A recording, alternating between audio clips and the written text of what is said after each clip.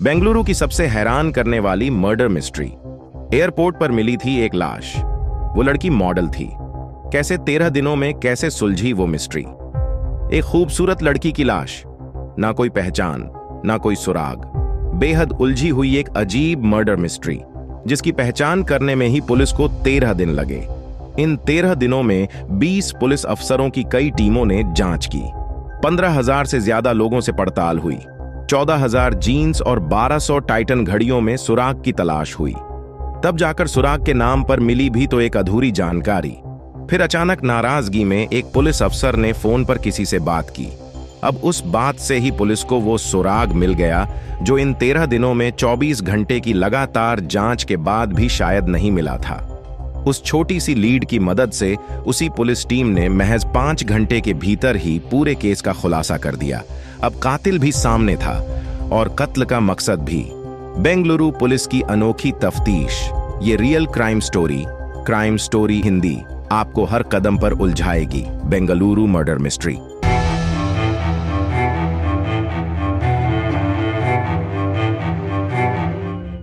साल 2019 में 31 जुलाई की एक सुबह करीब 5 बजे एक किसान मुनिराजू बेंगलुरु में केम्पेगौड़ा इंटरनेशनल एयरपोर्ट KIA के पास वाली सड़क पर टहल रहे थे। उस सड़क पर टहलते हुए अचानक वो चौंक जाते हैं, क्योंकि सड़क पर एक लड़की की लाश पड़ी थी। चेहरा भी कुचला हुआ था, चारों तरफ खून बिखरा था, पास में ईंट भी पड़ी हुई थी। उन्होंने इसकी सूचना बेंगलुरु पुलिस को दी। कुछ देर बाद ही बागलुर पुलिस थाने की टीम पहुंचती है। जांच शुरू होती है। उस समय इस थाने के इंस्पेक्टर थे B. राममूर्ति। नाइट में देर रात तक पेट्रोलिंग करने के बाद वो सो रहे थे। सोते हुए 1 घंटे ही हुए थे, थाने से फोन आया। बताया गया कि एक ब्लाइंड मर्डर केस है। एयरपोर्ट के पास लड़की की लाश मिली है। केस हाई प्रोफाइल हो सकता है। ये सुनते ही इंस्पेक्टर की अधूरी नींद पूरी तरह खुल जाती है। वो भी तुरंत स्पॉट पर पहुंचते हैं। उस क्राइम स्पॉट की जांच की गई तो पता चला कि लड़की के सिर पर किसी ईंट से कई बार मारा गया था। शरीर पर कई बार चाकू भी मारा गया था। अब यह बेहद अजीब था कि चाकू भी मारा। ईंट से भी हमले किए थे। घटनास्थल पर कोई सामान नहीं मिला, न लड़की का पर्स और न कोई बैग। फॉरेंसिक जांच की गई, तब पता चला कि वहां से एक कार निकली थी जिसके टायर के निशान मिले थे, लेकिन वो किस गाड़ी के थे ये पता नहीं चल पाया। दूर दराज के कुछ CCTV फुटेज भी देख गए, लेकिन उसकी तस्वीरें इतनी धुंधली थीं कि कार का नंबर पता नहीं चल सका। इस तरह पुलिस अब पूरी तरह से खाली हाथ थी। कातिल और कत्ल के मोटिव का पता करना तो दूर, अभी तक लड़की की पहचान तक नहीं हो पाई थी। अभी 2 दिन हुए थे तो लेडी पुलिस ने उसके पूरे शरीर पर किसी टैटू की तलाश की। इत्तेफाक से पुलिस को उस लड़की के बदन पर एक जगह S लिखा हुआ टैटू मिला। इससे पुलिस ने अंदाजा लगा लिया कि हो सकता है कि उसका नाम S से शुरू होता हो, या फिर अगर वो शादीशुदा हो तो उसके पति या फिर किसी खास दोस्त का नाम भी हो सकता है। इसलिए पुलिस ने तुरंत जीन्स और टाइटन घड़ियों में जितने नंबर शॉर्ट लिस्ट हुए थे, उनमें से S से शुरू होने वाले नाम का पता लगाया।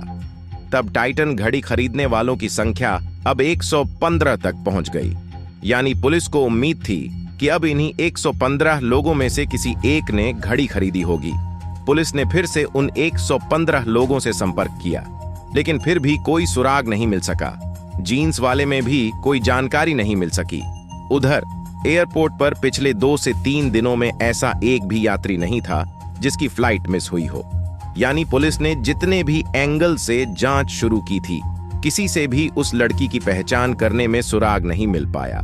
इस तरह पुलिस की जांच के कुल 6 दिन निकल गए, लेकिन मरने वाली लड़की कौन थी अभी तक यही पता नहीं चल पाया था। फिर कातिल और कत्ल का मोटिव का पता लगाना तो अभी दूर की बात थी। अब उस लावारिस लाश की जांच करते हुए 7वां दिन आ गया था। पुलिस की टीमें दिन रात जुटी थीं, लेकिन हर कोशिश के बाद नतीजा 0 हो रहा था। तभी एक कांस्टेबल को अहम जानकारी मिली। उसके खास इन्फॉर्मर ने बताया कि एक महिला की हत्या करके एयरपोर्ट के आसपास फेंका गया है। उस महिला का कत्ल करने वाला कोई और नहीं बल्कि उसका पति ही है। अब ये जानकारी मिलते ही पुलिस को उम्मीद की किरण मिल गई। तुरंत पुलिस की टीम उस एंगल पर जांच करने पहुंची। ये भी पता चला कि वो मारने वाला पति नॉर्थ इंडिया की तरफ का है। चूंकि लड़की भी हुलिये से नॉर्थ इंडियन लग रही थी, इसलिए पुलिस की उम्मीद और बढ़ गई। पुलिस उसकी तलाश में तुरंत उसके घर तक पहुंची। वो शख्स मिल भी गया। वो वेस्ट बंगाल का रहने वाला था। उससे पूछताछ हुई तो पता चला कि उसने नीला सांद्रा में पत्नी की हत्या की और एयरपोर्ट के पास कहीं पर लाश फेंक दी थी। पुलिस तुरंत उसे लाश तक लेकर चलने के लिए बोली। पुलिस उसे लेकर एयरपोर्ट की तरफ जाने लगी। पुलिस जब उसके अनुसार एयरपोर्ट पर जाने लगी, तब वो उस जगह पर नहीं गया जहां उस लड़की की लाश मिली थी, बल्कि उससे काफी दूरी पर एक सुनसान जगह की तरफ ले गया। फिर उसने बताया कि यहीं कहीं पर उसने डेड बॉडी फेंकी थी, लेकिन वहां लाश नहीं मिली। इस पर पुलिस ने पता लगाया, तब जानकारी हुई 1 हफ्ते पहले वाकई वहां एक महिला की लाश मिली थी। पुलिस ने उस थाने में संपर्क किया तो कंफर्म हो गया। इस तरह पुलिस भले ही उस लड़की के कातिल की तलाश में थी, लेकिन उसी में दूसरे एक कत्ल का खुलासा हो गया। पर पुलिस की यह मेहनत फिर से उसी जीरो वाले नतीजे पर पहुंच गई। अब पुलिस फिर से खाली हाथ थी। अब पुलिस की टीमें लगातार काम करते करते काफी थक चुकी थीं। चिड़चिड़ापन आ रहा था कि इतनी मेहनत के बाद भी कोई सुराग नहीं मिल पा रहा है। पिछले 1 हफ्ते की जांच के दौरान इंस्पेक्टर रामामूर्ति के पास कोलकाता के एक पुलिस अफसर का बार बार फोन आ रहा था, लेकिन वो रामामूर्ति बेहद उलझे थे, इसलिए वो कॉल रिसीव भी नहीं कर रहे थे। अब 10 दिन बीत भी गए थे।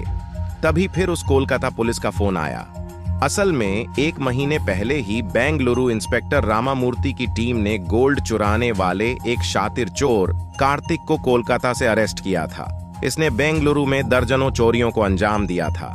पुलिस ने जब उसे पकड़ा तो उसके पास से 50 लाख का सोना भी मिला था।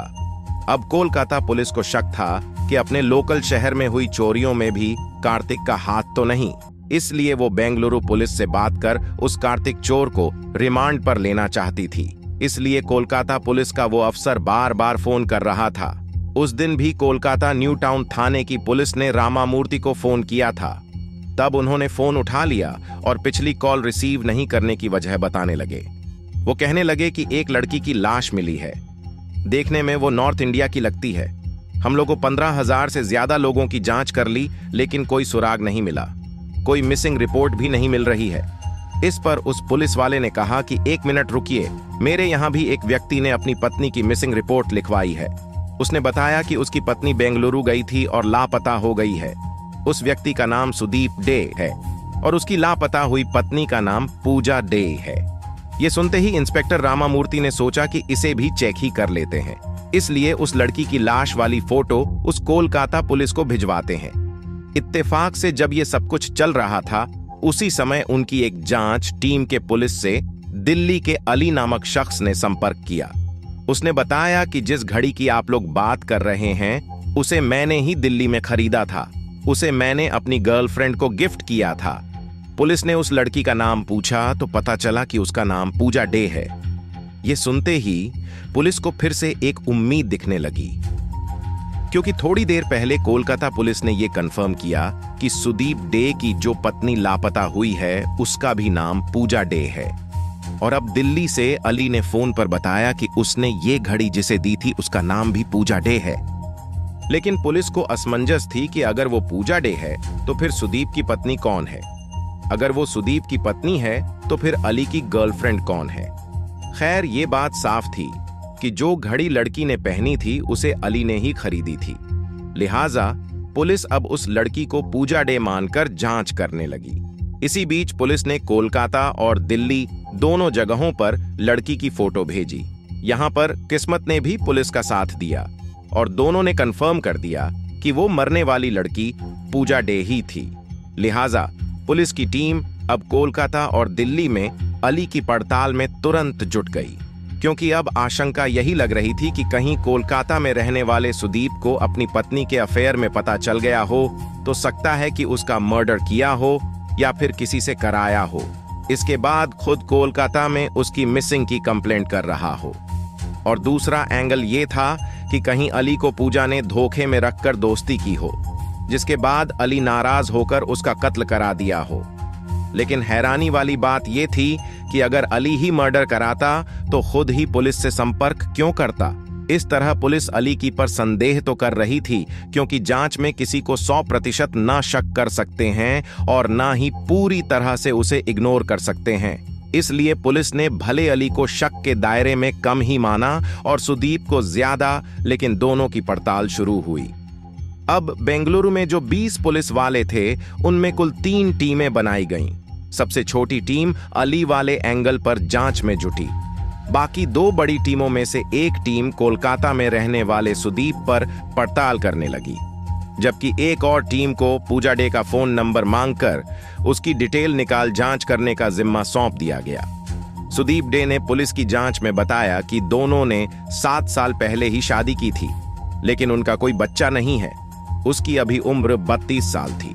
वो मॉडलिंग करती थी, इसके साथ ही इवेंट मैनेजर भी थी। वो दिल्ली और बेंगलुरु आती जाती थी। सुदीप को पूजा के बेंगलुरु जाने की जानकारी थी, लेकिन जब उसका फोन बंद मिला तो उसने 1 दिन बाद मिसिंग की शिकायत कोलकाता पुलिस में की थी। हालांकि एफआईआर नहीं हुई थी। पुलिस को यह भी पता चला कि पति पत्नी में काफी अनबन होती थी, इसलिए पुलिस उस पर शक करते हुए जांच कर रही थी। उधर दिल्ली में अली के बारे में पता चला कि वो पूजा के शादीशुदा होने के बारे में जानता था, लेकिन वो दोनों एक दूसरे को पसंद करते थे। इसीलिए उसने टाइटन घड़ी गिफ्ट की थी, लेकिन अचानक उसका फोन बंद होने से वो भी परेशान था।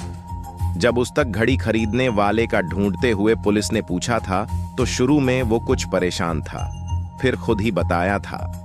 खैर, पुलिस को जांच करते हुए अब 13वां दिन शुरू होने वाला था। पुलिस ने पूजा डे की फैमिली और अली समेत सभी को बेंगलुरु बुला लिया। इस बीच पुलिस ने पूजा डे के मोबाइल फोन की कॉल डिटेल की पड़ताल की, तो उससे काफी अहम जानकारी मिल चुकी थी। पुलिस की पड़ताल में पता चला कि वो मर्डर से 1 दिन पहले ही फ्लाइट से बेंगलुरु पहुंची थी। उसने एयरपोर्ट से उबर कैब बुक किया था। इसके बाद बेंगलुरु के सिंह सांद्रा में बने सहारा पवेलियन होटल में पहुंची थी। उसी होटल में वो रुकी थी।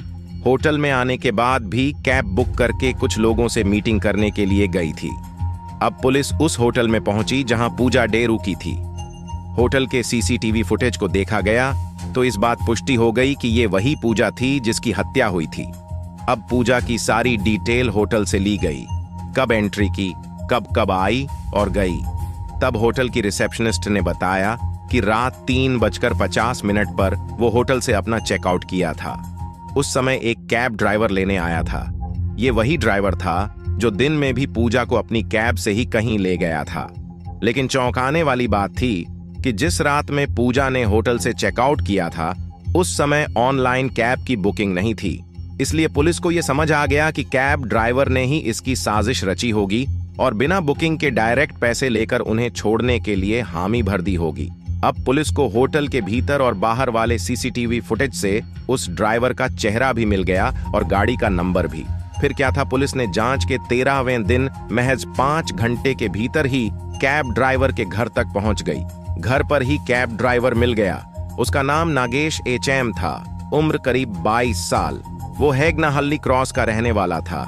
उस कैब ड्राइवर नागेश से पूछताछ हुई तो उसने लूटपाट के लिए पूजा का मर्डर करने की बात स्वीकार कर लिया। उसने बताया कि बेंगलुरु आने के बाद वही पूजा को कैब से होटल तक लेकर आया था। इसके बाद उसने पूजा से जान पहचान कर ली थी। इसके पीछे वजह थी कि पूजा के पास एक ट्रॉली बैग और वैनिटी बैग था। लड़की के पहनावे और बातचीत से लग गया था कि वो अमीर घर से है।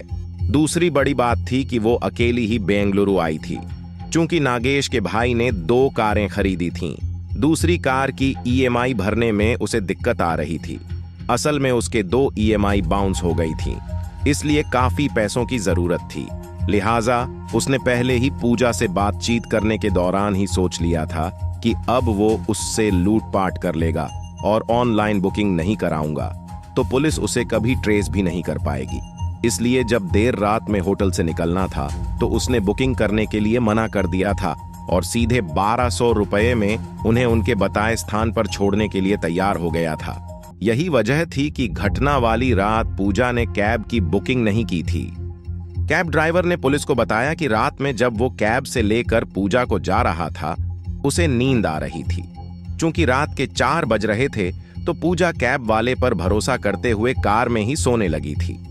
उसी दौरान एयरपोर्ट वाले सुनसान रास्ते पर जाते समय नागेश ने कैब रोक दिया और फिर लूटपाट करने लगा था। पूजा ने विरोध किया तो लोहे की रॉड से पहले मारा, फिर चाकू से हमला किया। इस दौरान नागेश ने पूजा से रेप का भी प्रयास किया था, लेकिन पूजा आखिरी दम तक उसका विरोध करती रही। इस तरह नागेश भी काफी चोटिल हुआ, लेकिन उसने चाकू से 3 से 4 बार हमला किया था। फिर रास्ते में मिली ईंट से पूजा के सिर पर हमला किया, जिससे पूजा की मौत हो गई थी। इसके बाद कैब ड्राइवर नागेश ने पूजा के दोनों बैग, मोबाइल फोन और सभी एटीएम कार्ड और सामान लूट लिए। इसे लेकर वो अपने घर आ गया था। पूजा से लूटे हुए बैग और पर्स वो अपनी बहन को गिफ्ट करने की तैयारी में था। उसने पूजा के डिजिटल वॉलेट से 14,000 रुपये भी ट्रांसफर कर लिए थे। इस मर्डर को उसने सुबह के 5 बजे से कुछ देर पहले ही अंजाम देकर फरार हो गया था। 23 अगस्त 2019 को नागेश की गिरफ्तारी हुई थी। उसे इस सनसनीखेज हत्या के बाद चिक्काबलपुरा जेल में भेजा गया था। उसे कभी जमानत भी नहीं मिली।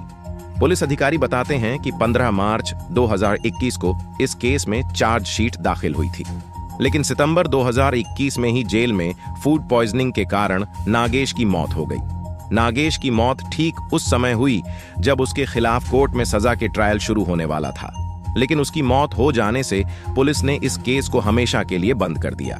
इस तरह 31 जुलाई 2019 की तड़के पूजा की हत्या हुई और उसका कातिल कैब ड्राइवर नागेश करीब 2 साल तक जेल में रहा, लेकिन शायद होने को कुछ और मंजूर था। गिरफ्तारी के 2 साल बाद सितंबर 2021 में उसकी जेल में ही मौत हो गई। इस तरह बेंगलुरु पुलिस की मेहनत से एक ब्लाइंड मर्डर को आखिरकार सॉल्व कर दिया गया।